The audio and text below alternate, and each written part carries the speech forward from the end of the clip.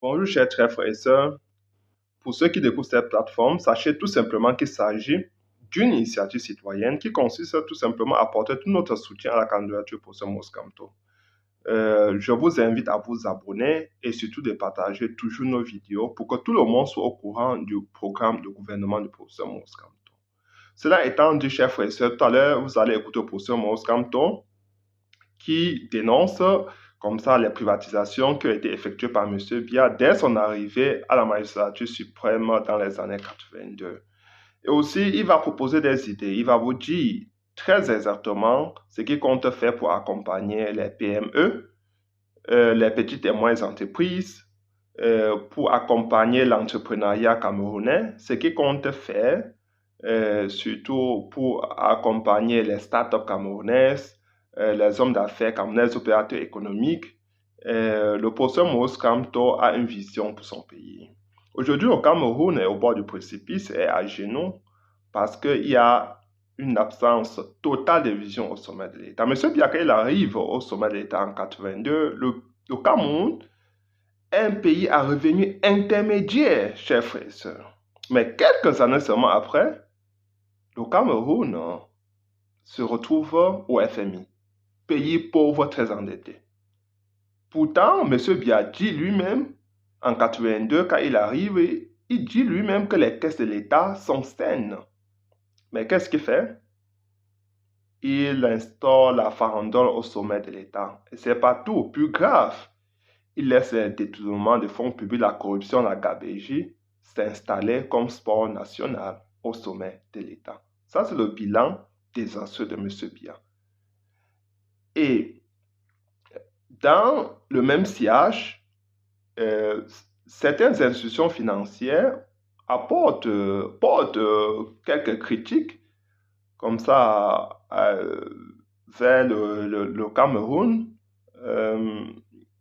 Et qu'est-ce que M. Biya répond? M. Biya dit qu'il attend des preuves des détournements de fonds publics, alors que ces institutions financières avaient produit des rapports pour soutenir leur récrimination, leur critique. M. Biya demande des preuves. Pourtant, il avait les preuves devant lui. On lui fournit des preuves, M. Biya n'agit pas. Il préfère garder autour de lui ses amis. Parce que l'objectif pour lui, c'était de se maintenir au pouvoir. Pour ce faire, il était prêt à tout, même s'il fallait mettre le Cameroun à terre. Et c'est comme ça que le Cameroun, aujourd'hui, est à terre. Et nous comptons sur le professeur Maurice Kamto pour que le Cameroun renaisse de ses cendres. Nous comptons sur le professeur Maurice Kamto pour réveiller le Cameroun. Les Camerounais aujourd'hui sont clochardisés. Les entreprises camerounaises n'existent plus. Quand M. Biya accède à la magistrature suprême, l'entrepreneuriat camerounais foisonne. C'est de partout. Il y a les entreprises qui produisent qui fabriquent les chaussures, qui fabriquent les vélos, les voitures, les motos. Quelques années seulement après, ces entreprises ça disparaissent. Parce qu'il n'y a pas un cadre incitatif qui a été créé par ce régime. Ce qu'ils ont su faire, c'est de privatiser les entreprises nationales. Même les entreprises qui étaient d'une certaine stratégie, M. Biya les a privatisées. Ça, c'est ce régime incompétent, irresponsable. Ça, c'est ce qu'il est capable de faire. Chers frères et sœurs, c'est très grave la situation du Cameroun. C'est très grave. Le Cameroun, c'est un vrai gâchis. Avec tous ces hommes et femmes talentueux, dynamiques, de par le monde, au Cameroun, qui travaillent dur, qui se réveillent à 4 heures du matin pour aller se battre, pour nourrir leur famille. Mais M. Biya ne les a jamais encouragés. Ça, c'est ce que le régime Biya est capable de faire, chers frères et sœurs. Nous ne pouvons pas, un homme ou une femme qui aime son pays, qui aime sa patrie, ne pourra pas soutenir ce régime en 2025. Donc, c'est aussi cette sensibilisation qui est importante pour que les Camerounais, qui peuvent aussi observer le niveau économique, social, politique du Cameroun aujourd'hui, pour porter leurs propres jugements. parce que tout le monde peut observer, il y a un constat clair pour tout le monde. Le Cameroun est en décrépitude totale, est en déliquescence totale. Tout le monde peut observer. Mais il faut que nous soyons là pour ouvrir davantage les yeux des Camerounais, pour ceux qui ne voyaient pas, pour leur dire exactement comment les choses se présentent. Et M. Biya n'a jamais aimé le peuple camerounais. Il a reçu l'amour de tous les Camerounais, du nord au sud, de l'est à l'ouest. Les Camerounais ont aimé M. Biya. Mais voilà ce qu'il a produit pour les Camerounais, le sous-développement. Voilà, ça c'est son résultat. Tout à l'heure, tout de suite, écoutez le professeur Maurice Kamto qui apporte comme ça son jugement de ces privatisations qui ont été effectuées à la vite fait par M. Biya dès son arrivée au pouvoir. Président, que pensez-vous également des privatisations que subissent aujourd'hui les pays africains? Bon, les privatisations ne sont pas mauvaises en soi. Oui. Premièrement, il faut savoir ce qu'on privatise, à quelles conditions on privatise. Il faut savoir ce qu'on privatise. Il y a dans tous les pays du monde des entreprises dites du secteur stratégique. Vous ne privatisez pas. Vous pouvez, le cas échéant, si vous voulez améliorer les performances de cette entreprise, trouver un partenaire stratégique. Par exemple, une entreprise peut avoir besoin de technologies nouvelles qu'elle n'a pas elle-même. Elle va ouvrir son capital à un partenaire stratégique pour avoir justement cette technologie qui va lui permettre de rester à flot parce que c'est une entreprise stratégique qui doit être contrôlée. Que l'on ne trompe pas les Africains, il n'y a pas, même les pays les plus capitalistes, qui accepteraient que l'on privatise certaines entreprises du secteur stratégique. Et même lorsque, dans un pays comme les États-Unis, il y a des entreprises privées, mais dès lors qu'elles sont considérées comme étant du secteur stratégique, le gouvernement américain n'acceptera jamais que cette entreprise soit vendue à l'étranger. Donc il faut que nous soyons conscients de cela. La deuxième chose, c'est quelles sont les conditions dans lesquelles vous organisez la privatisation. Il y a un cahier de charge. Vous devez dire, je privatise, mais vous devez remplir telle condition dans le cahier de charge. Améliorer, par exemple, la performance de l'entreprise, etc., etc. Et aller jusqu'à l'échange la technologie, comment dire. Tout à fait. Mais est-ce que c'est le cas dans la plupart de nos entreprises? Et c'est ça le véritable problème. Lorsque nous faisons un bref retour en arrière, parce que les privatisations, par exemple, dans un pays comme le Cameroun, ont eu lieu autour des années 1990. Si nous faisons un retour en arrière, est-ce que nous pouvons dire que les entreprises du secteur privatisé ont gagné en performance, ont enrichi le pays en termes technologiques? J'en doute. Alors, nous restons dans une certaine mesure. Donc, vous avez écouté le professeur Maurice Kamto qui vous a parlé des privatisations qui n'ont jamais rien apporté au peuple camerounais. Les privatisations ont été faites sans une vraie vision, sans planification. On ne fait pas des privatisations des entreprises des entreprises stratégiques. On privatise en fonction du besoin du pays. Et certaines entreprises doivent plutôt être soutenues, doivent plutôt être accompagnées pour les maintenir à flot économiquement, pour qu'elles puissent se relever et continuer à fonctionner. C'est ça que le professeur Maurice Kamto veut dire. Maintenant, à présent, vous allez l'écouter qui vous dit très exactement ce qu'il compte faire pour accompagner les petites et moyennes entreprises, les PME camerounaises, les startups, les opérateurs économiques. Qu'est-ce qu'ils comptent mettre en place? Pour soutenir les jeunes entrepreneurs, je crois qu'il y a plusieurs possibilités. Mais avant toute chose, je voudrais dire que les difficultés de financement de l'économie existent dans tous les pays du monde, dans tous les pays africains. Il y a des pays qui se débrouillent mieux que d'autres, mais ça existe partout. La question du financement de l'économie dépend d'abord de la confiance entre la banque et l'emprunteur. C'est d'abord cela. Aucune banque ne sort son argent et dit juste parce que votre projet là est formidable et tout. C'est pour ça qu'ils ont des bureaux d'études et d'analyse qui analysent vos projets et mesurent les chances de succès de votre entreprise. Vous, quand quelqu'un crée en fait un projet, il est toujours convaincu que son projet est le meilleur au monde. Monsieur Kamto, justement, sauf que dans d'autres pays, les structures étatiques, justement, mettent des mécanismes en place pour rendre les projets des jeunes entrepreneurs beaucoup plus crédibles. Je n'ai pas fini, je vais y arriver, je vais vous montrer. Je commence par vous dire pourquoi il y a cette difficulté. Parce qu'on a l'habitude de dire, par exemple, que les banques du Cameroun, les banques camerounaises et même de la CIMAC sont surliquides. Pourquoi voulez-vous qu'une banque qui est surliquide, c'est-à-dire qui a beaucoup d'argent, ne prête pas, puisque quand une banque finance, elle gagne de l'argent. C'est là qu'elle gagne de l'argent, ce n'est pas en stockant de l'argent dans ses comptes. Donc c'est un problème aussi de confiance dans les opérateurs et les acteurs économiques. Il ne faut pas oublier cela. Si vous perdez cela de vue, vous trompez. Même dans les pays où l'on organise des panels, c'est-à-dire vous avez des panels qui soutiennent les start-upers. J'ai vu ça au Kenya. C'est-à-dire, par exemple, dans le domaine des nouvelles technologies, au Kenya, il y a pratiquement un salon annuel où vous avez beaucoup de financiers sud-africains et autres qui arrivent. Mais ils s'assoient, ils vous écoutent. Vous parlez, vous êtes persuadé que votre projet est le meilleur.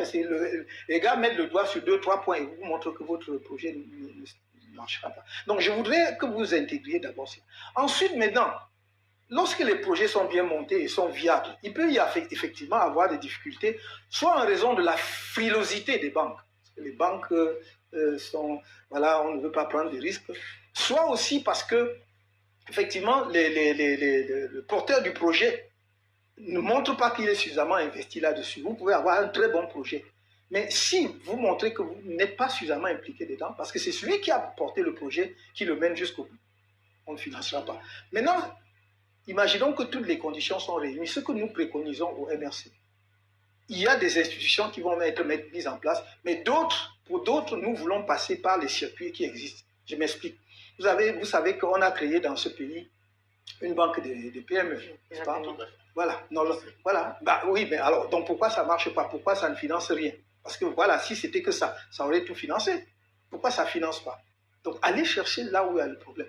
Nous, on a dit, au lieu de créer un nouvel établissement bancaire, il y avait eu avant le FOGAP, qui va, sur le plan de son déploiement territorial, nous coûter beaucoup d'argent. Parce que dès lors, vous nommez le DG et tout le tralala, vous nommez les démembrements régionaux et tout ça, ça coûte de l'argent. Nous avons dit, nous, au MRC, parce que nous avons étudié la question, c'est d'ouvrir des lignes de financement auprès des banques existantes.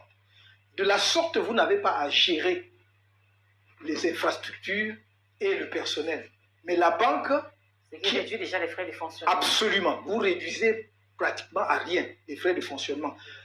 La banque va simplement prélever justement quelque chose qui correspond au fonctionnement, c'est-à-dire aux personnes qu'elle dégage pour suivre cela. Vous n'aurez pas à louer un bâtiment, vous n'aurez pas toute une administration que vous aurez à mettre en place et qui coûte des milliards.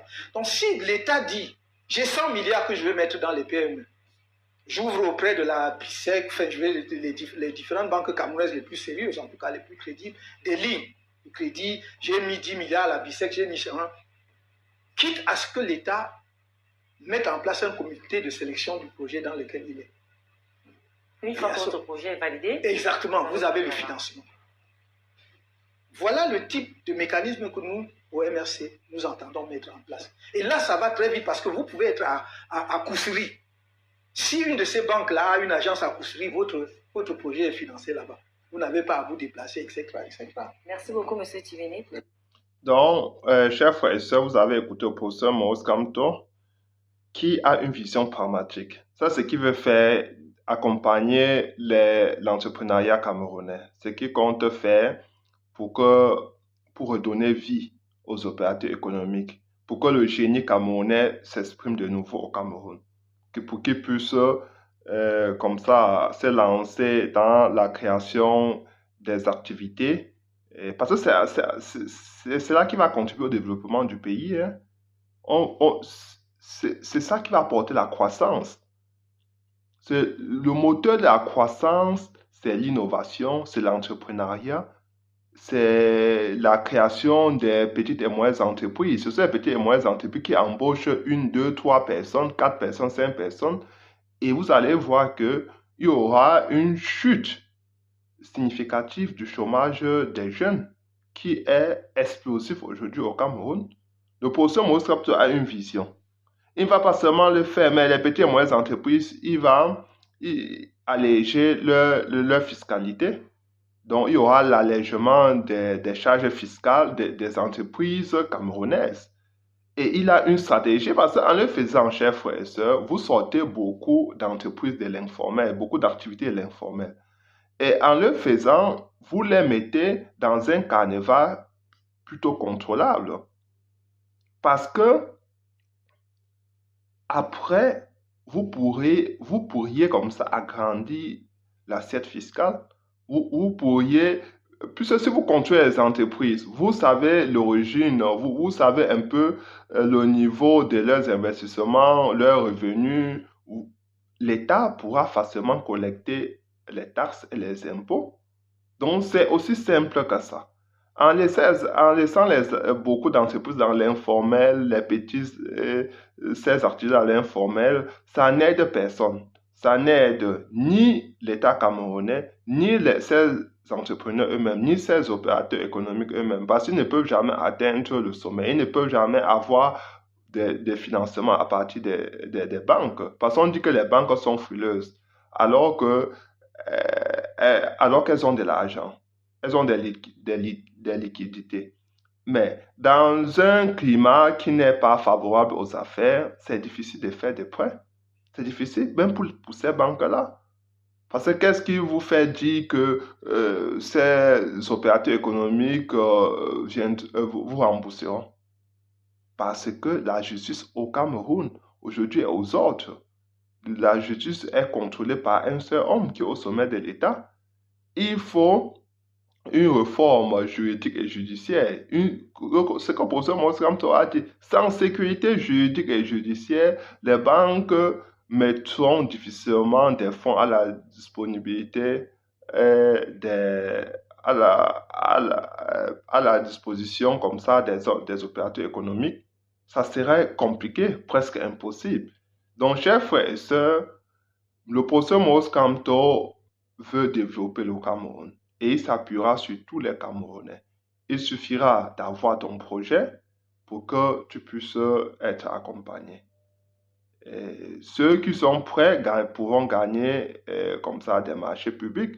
Il y aura lancement, il y aura une transparence totale par rapport à cela. Si il y a un marché public, le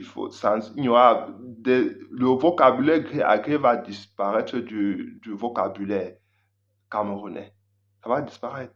Ça c'est un concours. Si tu es le plus brillant, tu gagnes le marché. Ça c'est comme ça sur le professeur Maurice Kamto. La méritocratie va s'installer au sommet de l'État. On va faire avec ceux qui brillent. On va développer au Cameroun avec ceux qui sont honnêtes. Honnête, il ne suffit pas de briller seulement. Simple. Il suffit d'avoir la probité morale et d'être compétent, d'être performant. Tout cela va ensemble, chers frères et sœurs. Donc, nous voulons développer notre pays, nous voulons le changement au pays, alors il faudra déjà que chacun de nous puisse déjà extraire les contre-valeurs dans sa propre vie. Extraire ces contre-valeurs dans la gestion de ses propres affaires au Cameroun. C'est très important. Estimer ces contre-valeurs de notre société dépendra de nous tous. Et chacun doit faire sa part. Le professeur Maurice Kamto ne pourra pas arriver au sommet de l'État et changer les mentalités comme avec un bâton magique. Ça ne se fera pas. Donc, il faut que nous commencions déjà à changer nos mentalités dès maintenant.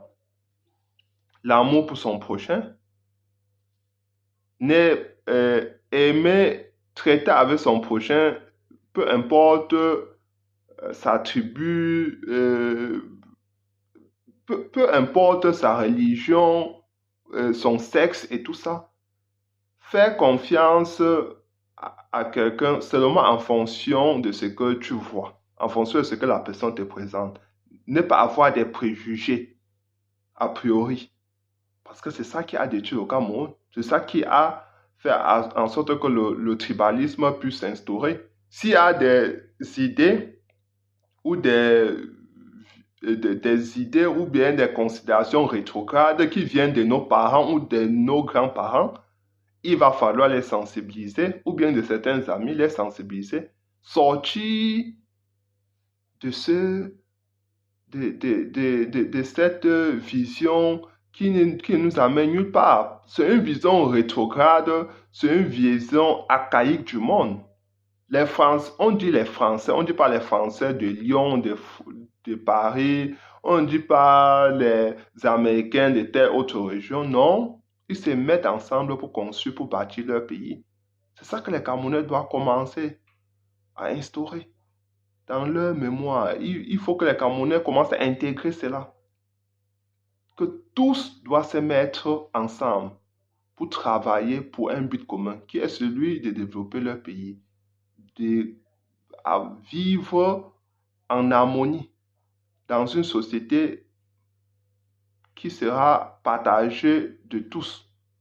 C'est aussi simple que ça, chers frères et sœurs. S'il vous plaît, changeons de mentalité, changeons notre façon de voir, de regarder les autres.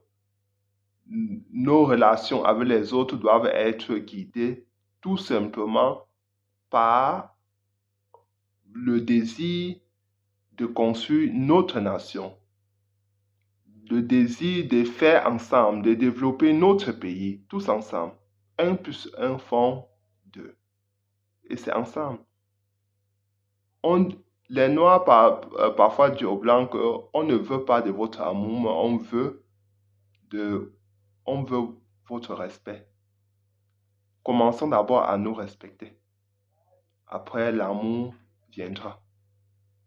Bonne soirée. Ciao.